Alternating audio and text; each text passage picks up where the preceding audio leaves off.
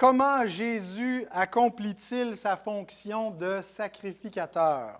Est-ce qu'il y a un enfant qui a une idée?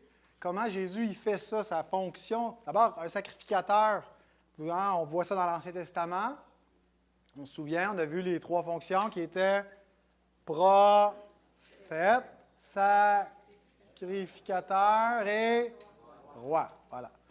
Alors, on a vu que Jésus est le grand prophète qui devait venir, que si quelqu'un n'écoute pas ce prophète-là, c'est cuit pour lui. Maintenant, comment il accomplit sa fonction de sacrificateur? Je vais prendre Nathan, il parle moins souvent. Vas-y donc. Il sacrifie, bonne réponse. Il sacrifie quoi? Sa vie. Il a sacrifié sa vie. Est-ce que c'est tout? Il fait un sacrifice, c'est fini. Fait que dans le fond, sa job de sacrificateur est terminée. Il n'a plus besoin de la faire. Hein? Il est prophète, mais il continue de nous parler. Il est sacrificateur, il ne fait plus de sacrifice une fois pour toutes. Ça veut dire que ça, c'était juste temporaire, le travail de sacrificateur, ou il y a quelque chose d'autre qui continuerait?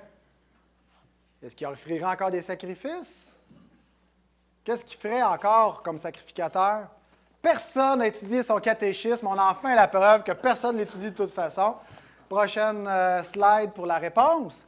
Donc, en mourant pour nous, c'est la réponse de Nathan, il s'est sacrifié lui-même, mais qu'est-ce qu'il continue à faire? Et en nous représentant devant Dieu.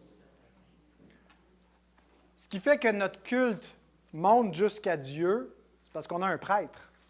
Un sacrificateur, c'est un prêtre. Des fois, on dit que la différence entre les catholiques et les protestants, là, une des différences, c'est que nous, on n'a pas de prêtre. Le pasteur, ce n'est pas un prêtre. Des fois, il met le col romain, mais ce n'est pas parce qu'il est un prêtre.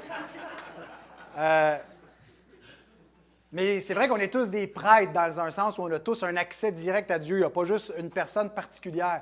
Mais tout ça est possible parce qu'il y a un grand prêtre qui exerce une médiation. Et il le fait depuis le ciel.